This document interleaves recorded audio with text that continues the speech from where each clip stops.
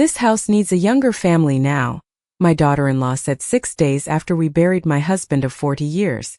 She said it while reaching for the mashed potatoes as if she were commenting on the weather. Daniel lowered his eyes to his plate. He didn't defend me. He didn't even look surprised. The chandelier above the dining table cast a soft yellow glow across the room Thomas and I had spent decades building together. But suddenly the house felt colder than the December rain tapping against the windows. I sat perfectly still with my hands folded in my lap, because I had learned something important about grief over the last week. Sometimes the deepest pain arrives quietly. It does not scream. It simply settles into the room beside you and refuses to leave. Vanessa dabbed the corners of her mouth with a linen napkin and smiled politely. I just mean this place is too large for one person now, she continued. Daniel and I were talking about renovations eventually. Maybe opening up the kitchen. Turning your room into a nursery someday. Your room.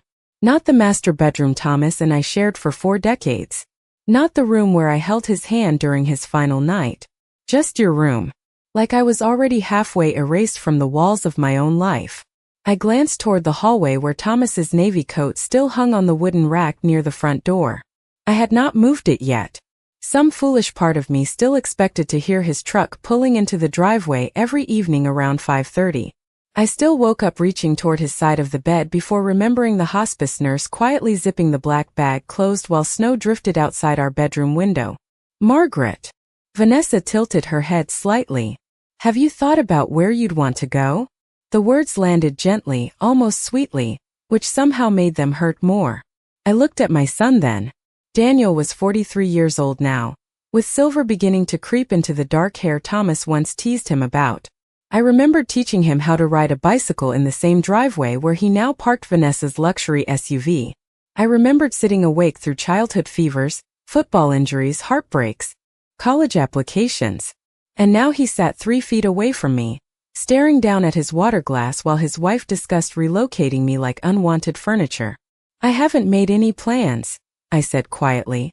Vanessa exchanged a glance with Daniel so quick most people would have missed it. But grief sharpens certain instincts. Well, she said carefully, it's probably best not to wait too long. The market's still good right now. The market. Not my home. Not the creaking staircase Thomas built by hand one summer. Not the kitchen where we danced barefoot to Frank Sinatra, while spaghetti sauce simmered on the stove. Just the market. Outside, wind rattled the old maple branches against the siding. Daniel finally cleared his throat. We just want what's best for everyone, Mom. Mom. The word sounded rehearsed coming from him now. I nodded slowly because suddenly I understood something Thomas had tried to warn me about during those final weeks in the hospital. Some people begin dividing your life before you're even finished living it. I looked around the dining room one more time at the polished oak table, the Christmas candles, the family photographs lining the walls. Then I stood carefully, smoothing the wrinkles from my sweater with trembling fingers. Excuse me, I said softly. Neither of them stopped me as I walked upstairs toward the bedroom where my husband had taken his last breath. And somewhere between the 3rd and 4th step, I realized they were already waiting for me to disappear. The next morning, I woke before sunrise to the sound of the coffee maker downstairs. For 40 years, Thomas had been the first one awake in the house. Every morning at exactly 6:15, I would hear the familiar shuffle of his slippers against the hardwood floor, followed by the low hum of the machine and the soft creak of his favorite kitchen chair. Even during the worst years of his illness, he still insisted on making my coffee himself. A man should still be useful, he used to joke whenever I offered to help him. I lay still in bed for several seconds staring at the pale gray light filtering through the curtains, waiting for my mind to catch up with reality. Then the silence settled over me again. Heavy. Permanent. I slowly pulled myself upright and wrapped my cardigan tighter around my shoulders before walking downstairs. The smell of fresh coffee filled the kitchen, but something immediately felt wrong. Vanessa had replaced my ceramic coffee canister with a tall glass container labeled organic dark, roast in black lettering. The old floral dish towel hanging near the sink was gone too. In its place hung a crisp white towel embroidered with tiny eucalyptus branches. Small changes. Harmless changes, maybe. But grief teaches you to notice what disappears. Vanessa stood near the counter scrolling through her phone while sipping from one of my mugs. Thomas bought that mug for me during a road trip through Vermont back in 1998. The faded blue lettering still read "Life begins after coffee." She barely looked up when I entered. "Morning," she said casually. "I hope you do not mind. I reorganized a few things in here last night. It just felt too cluttered before." Cluttered. I opened a cabinet automatically and froze. My baking dishes were gone. The casserole pans Thomas's mother gave me as wedding gifts had disappeared from their usual shelf. "Where are my things?" I asked quietly. Vanessa finally glanced toward me. "Oh, I moved some of the older stuff downstairs into storage. Honestly, Margaret, you had way too much packed in here." "Older stuff." The words lingered in the air between us. I nodded slowly and poured myself coffee with trembling hands. The kitchen suddenly felt unfamiliar, like walking into someone else's vacation rental and pretending it still belonged to you. Daniel entered a few moments later wearing business clothes even though he had barely returned to work since the funeral. He kissed Vanessa lightly on the cheek before opening the refrigerator. He did not notice the missing dishes. He did not notice my expression either. "I scheduled a contractor to stop by next week," Vanessa said brightly while adding almond milk to her coffee. "Just to look at possibilities." Daniel gave a distracted nod. "Sounds good. Possibilities. Renovations. Storage." Every word sounded temporary when attached to me and permanent when attached to them. I looked toward the hallway, then noticed something else missing. The framed photograph of Thomas in his Navy military uniform was no longer hanging beside the staircase. My chest tightened instantly.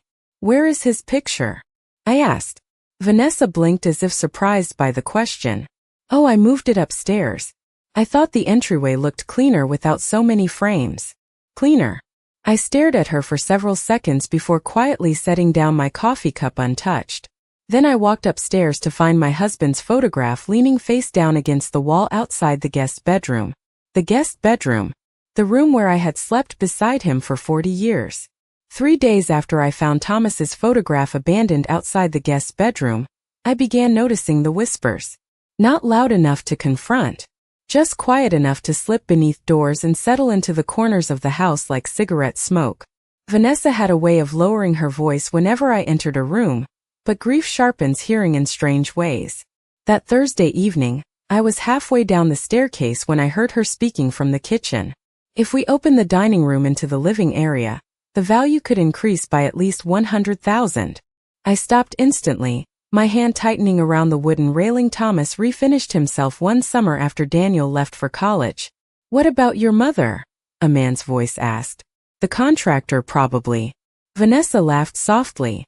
"She will not be here forever." The words landed colder than the January wind pushing against the windows outside. Not forever. As if I were already halfway gone. I quietly stepped back upstairs before anyone noticed me listening.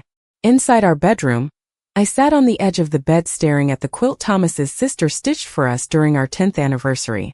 The room still smelled faintly like cedarwood aftershave and the peppermint oil hospice nurses rubbed onto his wrists during his final days. I reached toward the nightstand automatically and touched his reading glasses. They were exactly where he left them. Some part of me needed that. Needed proof that at least one thing in this house had not been rearranged yet. Later that night, I walked downstairs for a glass of water and noticed the light glowing beneath Daniel's office door. As I passed by, Vanessa's voice slipped through the crack. "The trust documents have to be somewhere." My heartbeat slowed instantly. "I already checked the filing cabinet," Daniel muttered. "Then check again," she snapped quietly. "Your father handled everything himself. There has to be paperwork."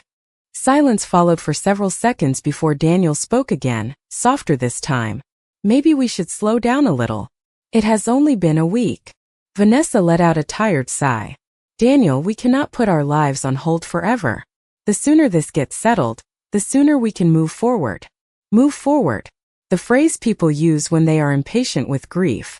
I stood frozen outside the door while something inside me slowly shifted. Until then, part of me still wanted to believe this was misunderstanding mixed with stress and loss. Families say strange things after funerals. People behave poorly when death enters a house. But this felt different now. Calculated. Organized. quietly rehearsed. I returned upstairs without making a sound and locked the bedroom door for the first time in 40 years. Then I walked to Thomas's closet and knelt beside the old cedar chest hidden beneath his winter coats.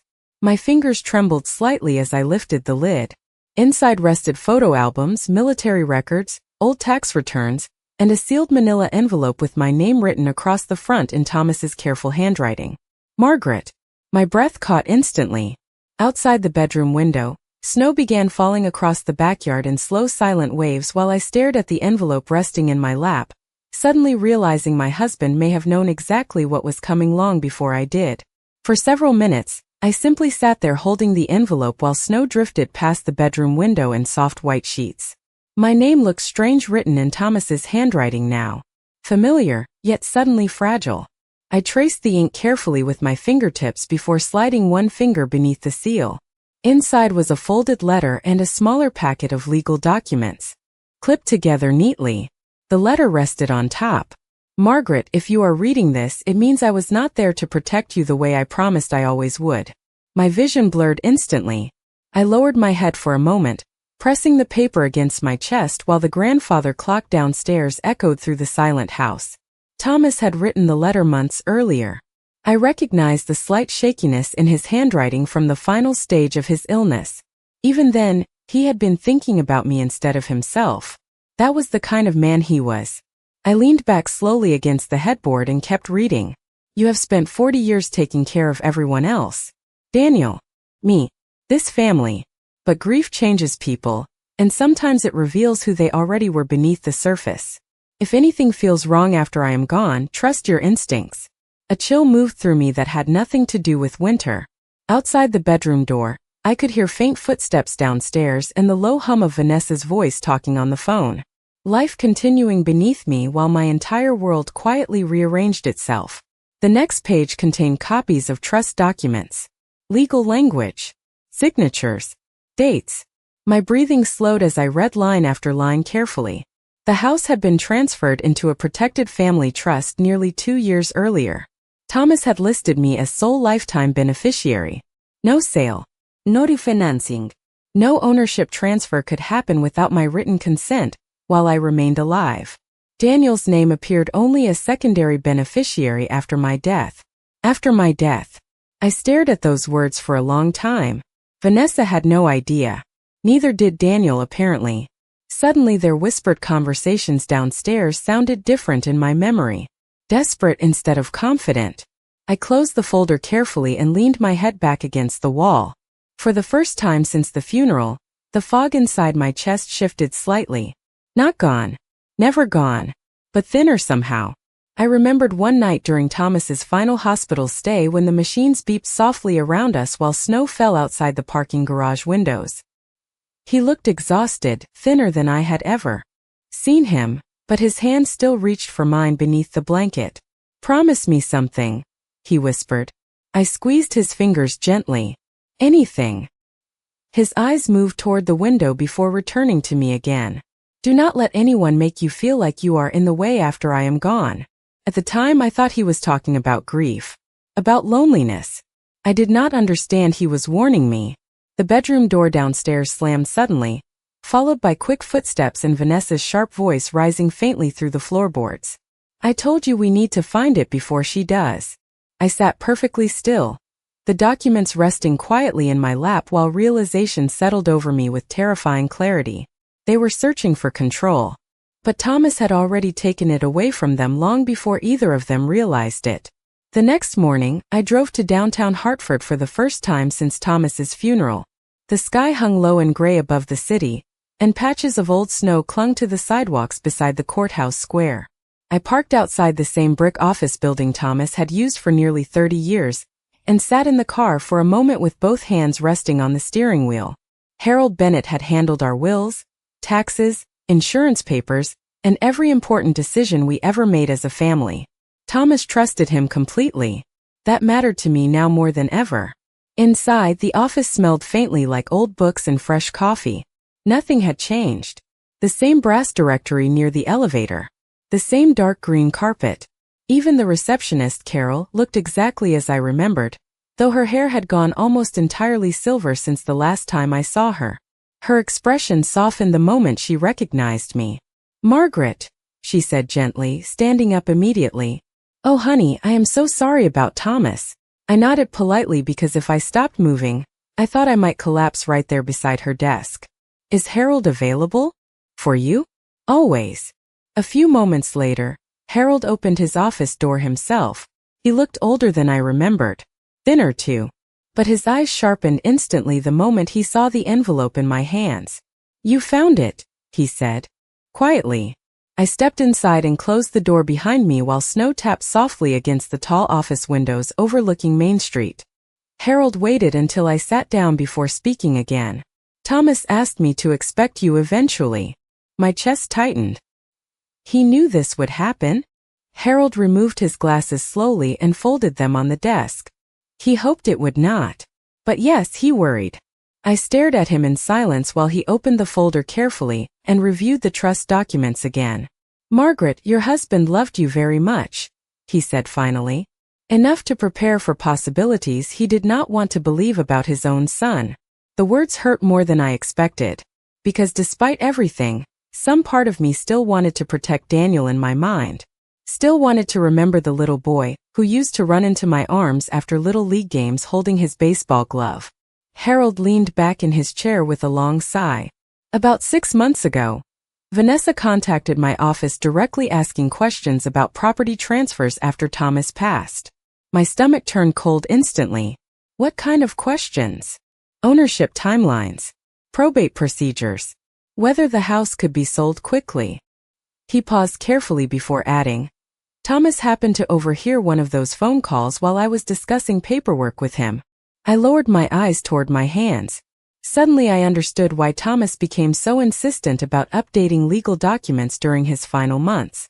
Why he asked strange questions late at night while we sat together watching old movies in the den. Harold opened a desk drawer and removed another sealed envelope. "He left additional instructions," he said quietly, "specifically in case anyone tried to pressure you into leaving your home." Outside, snow continued falling steadily across downtown Hartford, while something deep inside me slowly hardened into clarity. For the first time since Thomas died, I no longer felt confused. I felt awake. When I returned home that afternoon, the house was unusually quiet. No television humming from the living room. No footsteps upstairs. Even the grandfather clock near the staircase seemed louder than usual, each tick stretching through the silence like a warning. I removed my coat slowly and noticed 2 cardboard boxes sitting near the front door. My stomach tightened instantly. One box held framed photographs from the hallway. The other contained folded blankets from the linen closet upstairs. For several seconds I simply stared at them without moving. Then I heard Vanessa's voice drifting from the kitchen. "Oh good, you are back." She stepped into the hallway carrying a mug of tea, dressed in cream-colored workout clothes that somehow looked too polished for a normal Thursday afternoon. "I hope you do not mind," she said brightly. "I started organizing some things today." Organizing. Another harmless word people use before they erase your life piece by piece. "Why are my things in boxes?" I asked quietly. Vanessa smiled with practiced patience, the kind customer service managers use when speaking to difficult clients. "I just thought it might help make the transition easier later." Transition. Not grief. Not healing. Just relocation. I glanced toward the staircase and noticed something else immediately. The brass key Thomas kept hanging beside the garage door was missing from its hook. "Where is the garage key?" Her smile flickered slightly. "Oh, Daniel changed the lock this morning. The old one was sticking." Changed the lock.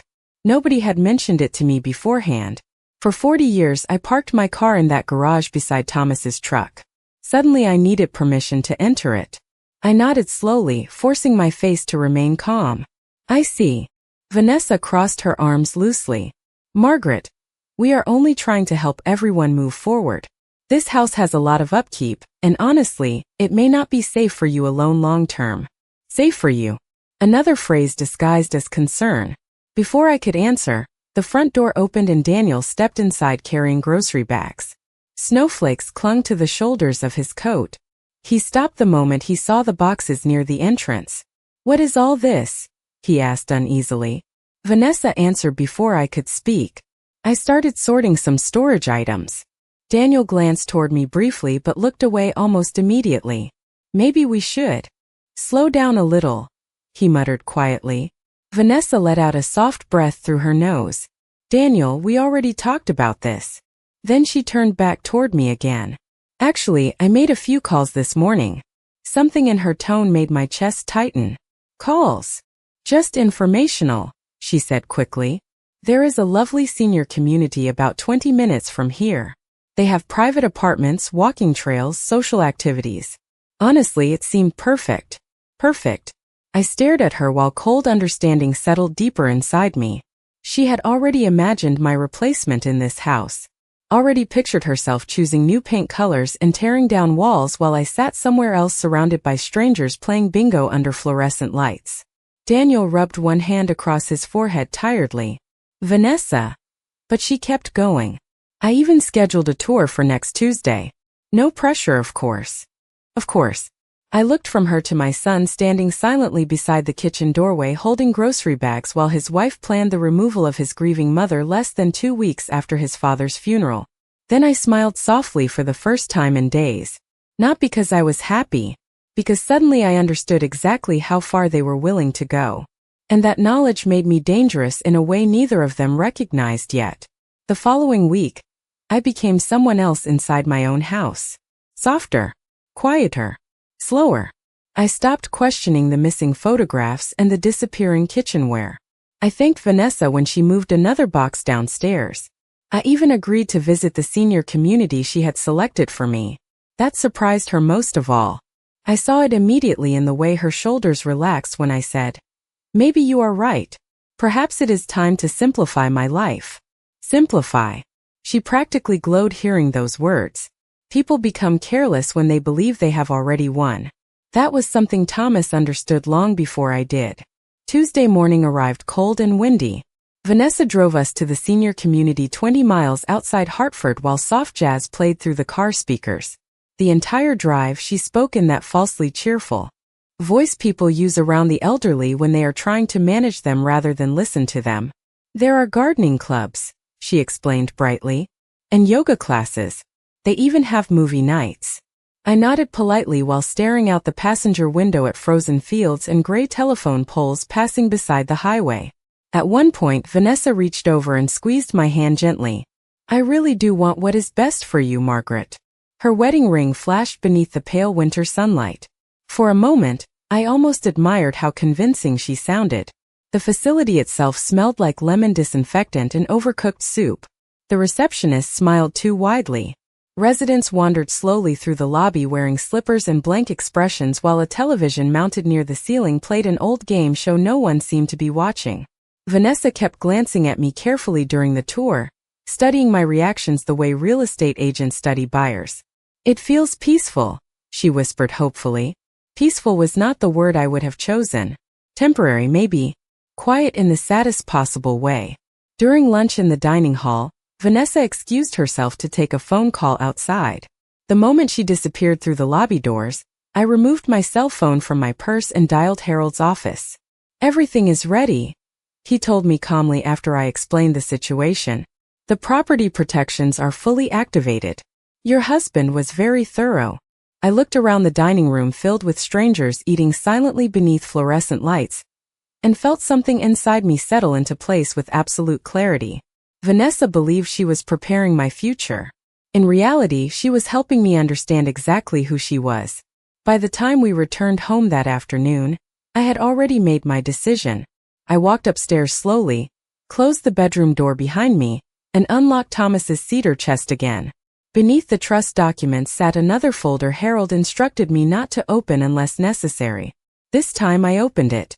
Inside rested copies of financial records, transfer authorizations, and one final signed document dated 8 months earlier. At the bottom of the page, Thomas's signature curved sharply beside a single sentence that made my breath catch instantly. If any resident of this property attempts to remove Margaret Holloway against her will, all rights of residence are immediately revoked. I stared at the paper for a long time before slowly smiling to myself in the silence of the room. Downstairs, I heard Vanessa laughing softly while unpacking groceries in my kitchen. She still believed I was the one preparing to leave. Friday evening arrived with freezing rain tapping steadily against the windows while Vanessa moved through the house with unusual energy. She lit candles in the dining room, rearranged flowers near the entryway, and opened 2 bottles of expensive wine before 6 o'clock. I watched quietly from the upstairs hallway as she adjusted decorative pillows on the living room sofa like someone preparing for a magazine photo shoot.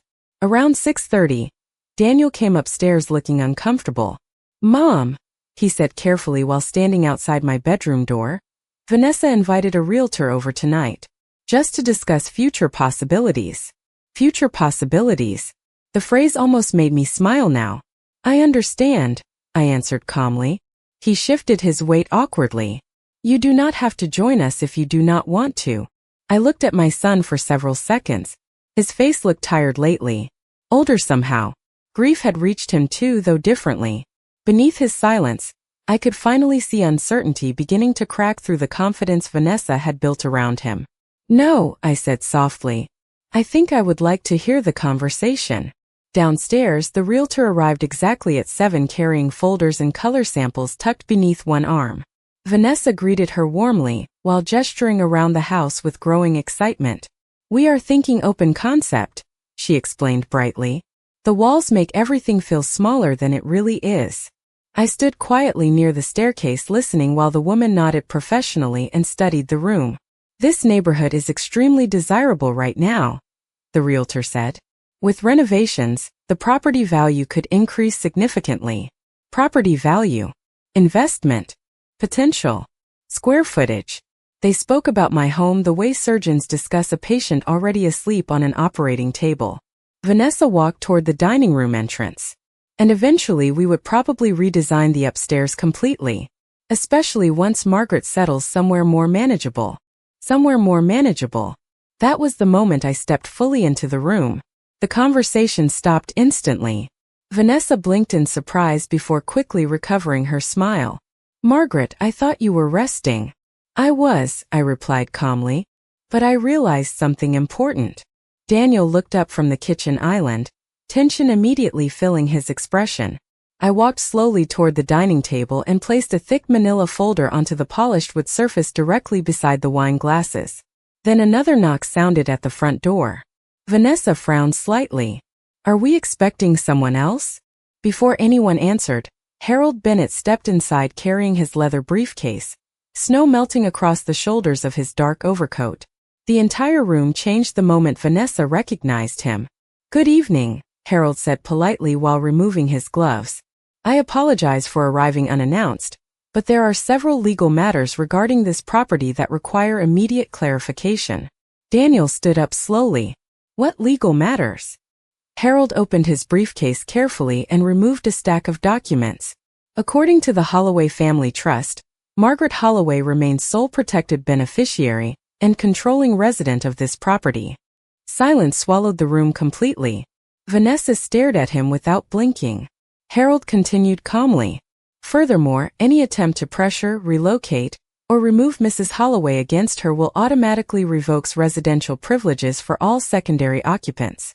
I watched Vanessa's face lose color inch by inch while the rain continued tapping softly against the windows behind her. Then Harold placed the final document onto the dining table and said the one sentence Thomas had prepared long before any of this began. "Legally speaking, Mrs. Holloway is not the one required to leave this home." For several seconds, after Harold finished speaking, nobody moved. The rain continued tapping softly against the dining room windows while the candles Vanessa lit flickered across the polished table between us. The realtor quietly gathered her folders, clearly realizing she had walked into something far more complicated than a renovation consultation. Vanessa finally found her voice first. "That cannot be right," she said sharply. "Daniel is Thomas's son." Harold adjusted his glasses calmly. "Which is precisely why Thomas structured the trust the way he did." Daniel stared down at the documents spread across the table, as though they were written in another language. I watched confusion move slowly across his face, followed by something deeper. "Shame maybe. Or regret. Dad never told me any of this," he said quietly. Harold's expression softened slightly. Your father hoped these protections would never become necessary. Vanessa let out a short nervous laugh that sounded almost brittle. This is ridiculous. We were only trying to help Margaret. Help me. The same word she used while boxing my belongings. While scheduling tours of senior facilities. While discussing tearing down walls inside the home Thomas built with his own hands. I looked at her calmly across the table. You changed locks in my house, I said softly. You packed my belongings into boxes less than 2 weeks after my husband died. Vanessa opened her mouth immediately. Because someone had to make practical decisions. Practical, I repeated quietly. The room fell silent again. Daniel slowly lowered himself back into his chair, rubbing both hands across his face. He suddenly looked exhausted in a way I had never seen before. Not angry, just hollowed out. Did you really call those senior communities before Dad was even buried? He asked without looking at Vanessa. She hesitated half a second too long. That was all it took. Daniel lifted his eyes toward her finally, and for the first time since Thomas died, I saw something shift inside my son. The blind certainty was gone. Vanessa straightened defensively. I was trying to plan ahead because clearly nobody else was willing to. Harold closed his briefcase carefully. Before speaking again, Mrs. Holloway has every legal right to remain in this home indefinitely. However, under the conditions of the trust, secondary residence may be removed if the court determines emotional coercion or forced displacement occurred. The words landed heavily. Emotional coercion. Such clinical language for something that felt so personal. Vanessa turned pale instantly. You cannot seriously be threatening to throw us out. Harold remained perfectly calm. I am not threatening anyone. I am explaining the consequences outlined by Thomas Holloway himself. Thomas. Even gone, he was still protecting me. The realization settled warmly and painfully inside my chest at the same time. The realtor quietly excused herself moments later, nearly rushing toward the front door without saying goodbye. Once she left, silence filled the house again. Thick, uncomfortable, familiar. Vanessa crossed her arms tightly. So what now? She asked coldly. I looked around the dining room slowly. At the candles she lit for strangers. At the wall she planned to tear down. At Thomas's chair still sitting empty beside the window. Then I stood up carefully, smoothing the sleeves of my sweater the same way I had on the night she first asked when I planned to leave. Now, I said softly, now we finally understand whose home this has always been. Daniel lowered his eyes immediately. Vanessa said nothing. And for the first time since my husband's funeral, the silence in the house no longer belonged to grief alone. It belonged to truth.